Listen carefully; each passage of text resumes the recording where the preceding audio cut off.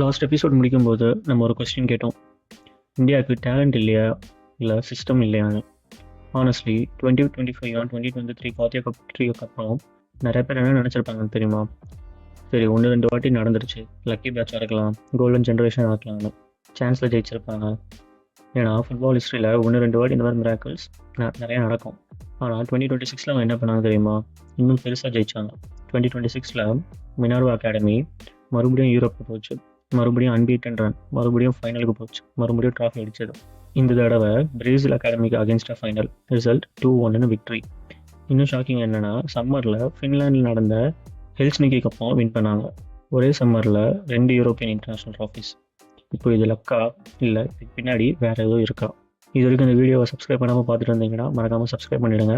அப்போ தான் உங்கள் ஃபீல்டில் நான் போடுற ஃபுட்பால் வீடியோஸ் மட்டும் இல்லை, மற்றவங்க போடுற ஃபுட்பால் வீடியோஸும் ஃபுட்பால் ஸ்டோரிஸும் யூடியூப் அல்காரிதம் உங்கள் ஃபீல்டில் சஜஸ்ட் பண்ணும். Let's get in the video. Actually timeline பார்த்தா ஸ்டோரி இன்னும் க்ரேஸியாக இருக்கும். 2023 first Indian academy to win Gothia cup championship. 2025 மறுபடியும் யூரோப் போனாங்க, காத்தியா கப் வின் பண்ணாங்க, டானா கப் சாம்பியன் ஆனாங்க, நார்வே கப் சாம்பியன் ஆனாங்க. ஸோ எல்லோரும் ஷாக்கில் இருந்தாங்க. 2026 அகைன் காத்தியா கப் சாம்பியன் ஆனாங்க, அகைன் ஒரு international title, European success. Imagine பண்ணுங்கள், இது கிளப் ஃபுட்பால் இல்லை, ப்ரொஃபஷனல் டீமும் இல்லை, ஜஸ்ட் ஒரு யூத் அகாடமி. 15-14 வயசு பசங்க, different patches, different players, different years, ஆனால் ரிசல்ட் மட்டும் சேம் விக்ட்ரி. அப்போ கொஸ்டின் என்ன? பிளேயர்ஸ் மாறுறாங்க ஆனால் ட்ராஃபி மாறல. அதுக்கு ரீசன் என்ன? ஸ்போர்ட்ஸில் ஒரே ஒரு பிளேயர் சக்ஸஸ் ஆனால் அது டேலண்ட், ஒரு டீம் சக்ஸஸ் ஆனால் அது கோச்சிங்.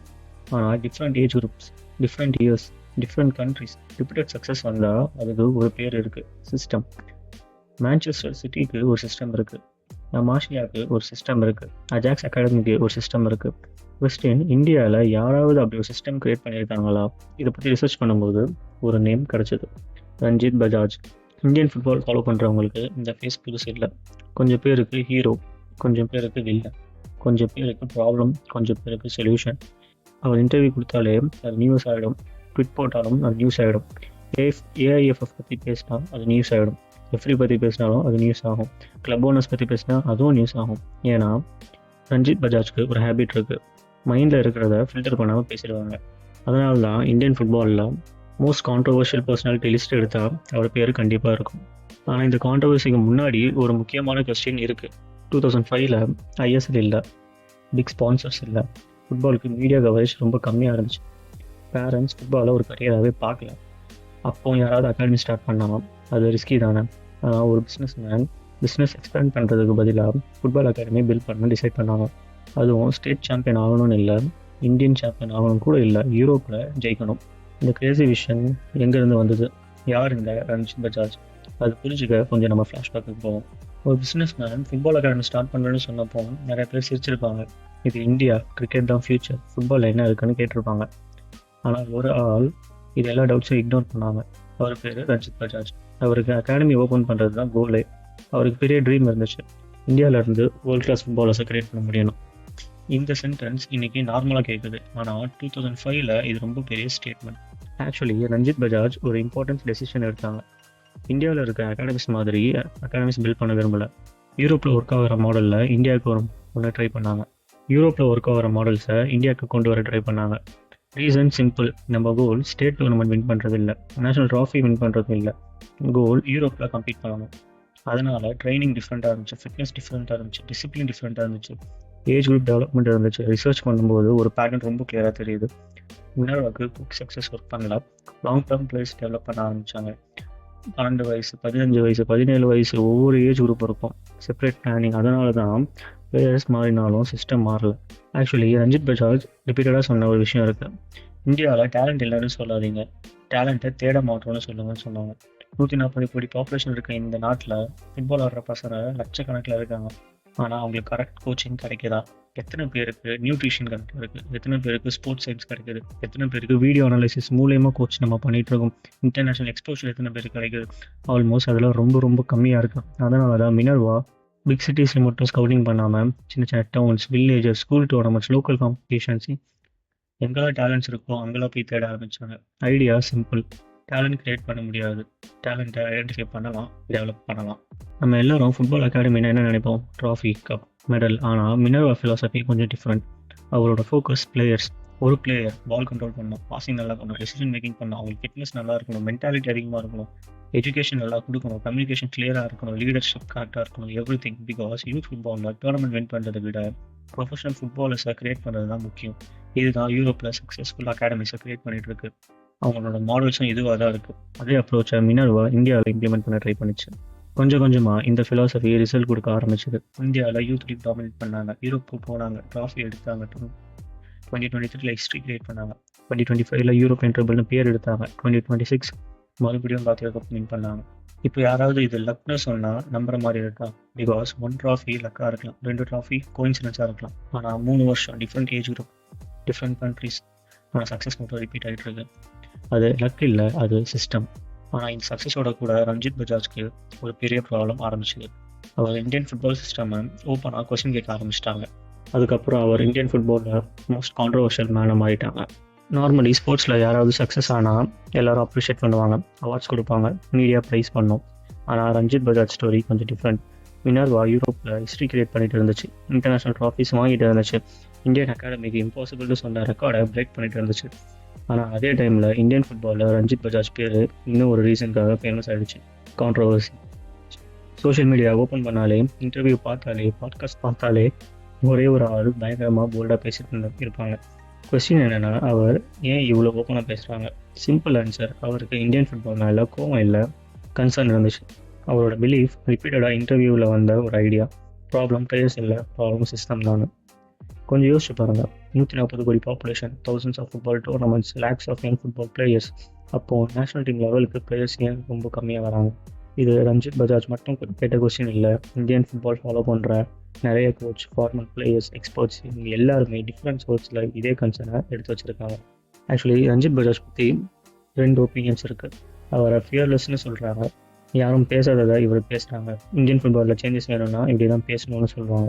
இன்னொரு சைடு ரொம்ப அக்ரெசிவ், எல்லாரையும் ப்ரிஜைஸ் பண்ணுறாங்க, பப்ளிக்கில் இவ்வளோ பேசக்கூடாதுன்னு சொல்கிறாங்க. இன்ட்ரெஸ்டிங் என்னென்னா, 2 சைடும் ஒரு விஷயத்தில் அக்ரி பண்ணுவாங்க. அவங்க பயப்பட மாட்டாங்க. ஏஐஎஃப்எஃப் இருந்தாலும், லீக் ஆர்கனைசர்ஸாக இருந்தாலும், ரெஃப்ரியாக இருந்தாலும், கிளப் ஓனர்ஸாக இருந்தாலும், ஒப்பீனியன் இருந்தால் ஸ்ட்ரெயிட்டாக சொல்லிடுவாங்கன்னு சொல்லுவாங்க. அதனால தான் இந்தியன் ஃபுட்பாலில் மோஸ்ட் டிஸ்கஸ்டு பர்சனாலிட்டிஸில் அவங்க பேர் இருக்குது. பட் இப்போ ஒரு இம்பார்ட்டன்ட் கொஸ்டின், ரஞ்சித் சொன்ன எல்லாமே கரெக்டாக? ஆனஸ்ட்லி அதை டிசைட் பண்ணுறது நம்ம வேலை இல்லை. ஆனால் ஃபேக்ட்ஸ் பார்க்கலாம். இந்தியா இன்னும் FIFA வேர்ல்டு கப்புக்கு குவாலிஃபை பண்ணலை. ஏஷியன் ஃபுட்பாலில் கன்சிஸ்டன்சி இன்னும் சேலஞ்சாக தான் இருக்குது. கிராஸ்ரூட் டெவலப்மெண்ட் இம்ப்ரூவ் ஆகணும். இந்த விஷயத்தை நிறைய ஃபுட்பால் எக்ஸ்பர்ட்ஸ் பல வருஷமாக சொல்லிட்டு இருக்காங்க. ஸோ நீங்கள் ரஞ்சித் பஜாஜோட ஒப்பீனியனை அக்ரி பண்ணலன்னா கூட பரவாயில்ல, ஆனால் அவங்க ரைஸ் பண்ணுற கொஸ்டினை இக்னோர் பண்ணுறது ரொம்ப கஷ்டம்.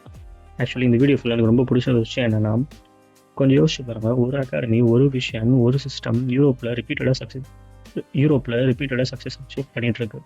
அப்போது இந்தியா ஃபுல்லாக 10 மினர்வா அகாடமி இருந்தால் எப்படி இருக்கும்? 20 இருந்தால் எப்படி இருக்கும்? நார்த்தில் 1, சவுத்தில் 1, ஈஸ்ட்டில் 1, வெஸ்ட்டில் 1.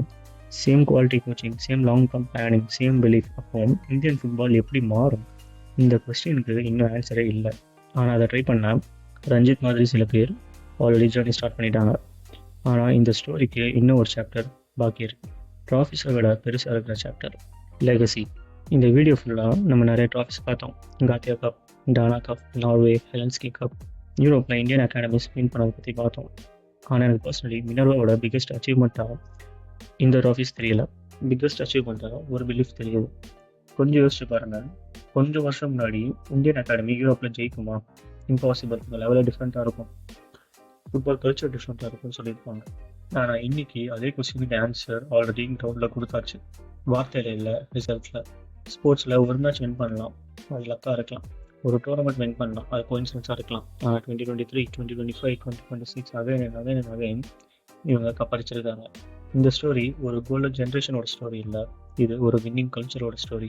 வின்னிங் கல்ச்சர் கிரியேட் பண்ணால் பல வருஷம் ஆனாலும் அதை டிஸ்ட்ராய் பண்ண முடியாது. இதை தான் மினர்வா அகாடமி பண்ணிகிட்ருக்கு. இப்போ யோசிச்சு பாருங்கள், பஞ்சாபில் ஒரே ஒரு அகாடமி வேர்ல்டு சாம்பியனை பீட் பண்ணுது, லிவர்பூல் அகாடமியை பீட் பண்ணுது, பிரேசில் அகாடமியை பீட் பண்ணுது, அர்ஜென்டினா அகாடமியை பீட் பண்ணுது. அப்போ தமிழ்நாட்டில் ஒரு மினர்வா இருந்தால், கேரளாவில், வெஸ்ட் பெங்காலில், மிசோரமில், மணிப்பூரில், கோவாவில், எவ்ரி ஃபுட்பால் ஸ்டேட்டில் இதே லெவல் அகாடமி இருந்தால் இந்தியன் ஃபுட்பால் இன்றைக்கி இருக்கிற மாதிரி இருக்குமா? கம்ப்ளீட்லி டிஃப்ரெண்ட் லெவலில் போயிருக்கோன்னு எனக்கு தோணுது. நீங்கள் உங்களோட ஒப்பீனியனை கமெண்ட்டில் சொல்லுங்கள். இதே மாதிரி ஒரு ஸ்டேட்லேயே ஒரு மினர்வா அகாடமி இருந்தால் இந்தியன் ஃபுட்பால் எப்படி இருக்கும்? ஆக்சுவலி இந்த வீடியோ பார்த்துட்டு யாராவது ரஞ்சித் பஜாஜ் தான் இந்தியன் ஃபுட்பாலை சேவ் பண்ணாருன்னு நினச்சா அது கரெக்ட் கன்க்ளூஷன் இல்லை. ஒரு பர்சன் இந்தியன் ஃபுட்பாலில் மாற்ற முடியாது, ஒரு அகாடமியும் அதை தனியாக மாற்ற முடியாது. ஆனால் ஹிஸ்ட்ரியில் பெரிய சேஞ்சஸ் எல்லாம் ஸ்மால் ஐடியாஸ்லேருந்து தான் ஸ்டார்ட் ஆகிருக்கும்.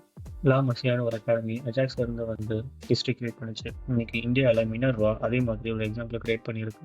டிஃப்ரெண்ட் என்னன்னா, யூரோப்புக்கு இது நார்மல், ஆனால் இந்தியாவுக்கு இது புதுசு. நினச்சி பாருங்க, 10 வயசு ஒரு பையன் வில்லேஜ் கிரவுண்டில் ஆடிட்டு இருக்கோம். அவனுக்கு வேர்ல்டு கப்னா டிவியில் பார்க்குற ட்ரீமாக தான் இருக்கும். ஆனால் இந்த வீடியோ முடிஞ்சதுக்கப்புறம் நம்ம ஒரு விஷயம் மட்டும் சொல்லலாம். நம்ம இந்தியாவில் பிறந்தது ப்ராப்ளம் இல்லை. Correct coaching, correct academy, correct opportunity கிடைச்சா அவனும் யூரோப்பில் போய் ஜெயிக்க முடியும். அதை மினர்வா ஆல்ரெடி ப்ரூவ் பண்ணிடுச்சு. கொஸ்டின் என்னன்னா, அடுத்த மினர்வா எங்கே ஸ்டார்ட் ஆக போகுது? அங்கே ரஞ்சித் பஜாஜா யார் இருக்க போகிறான்? மேபி அது உங்கள் சிட்டியாக இருக்கலாம், மேபி இந்த வீடியோ பார்க்குற யாராவது ஒருத்தங்களா இருக்கலாம். அண்ட் ஒரு நாள் இந்தியா வேர்ல்டு கப் விளையாடும்போது ஹிஸ்ட்ரி புக்கில் பிளேயர்ஸை பற்றி மட்டும் பேச மாட்டாங்க, இந்த மாதிரி அகாடமிஸை பற்றியும் பேசுவாங்க. இதோட இந்த வீடியோவை க்ளோஸ் பண்ணிக்கலாம். நீங்கள் ஒன்று இந்த வீடியோவில் பார்ட் 1 பார்க்காம இருந்தீங்கன்னா மறக்காம அதையும் போய் பார்த்துருங்க. வீடியோ பிடிச்சிருந்தா சப்ஸ்கிரைப் பண்ணுங்கள். உங்களோட ஒப்பீனியனை கமெண்ட்டில் ஷேர் பண்ணுங்கள். உங்களை நெக்ஸ்ட் வீடியோவில் பார்க்கலாம். அன்டில் தென் பாய்.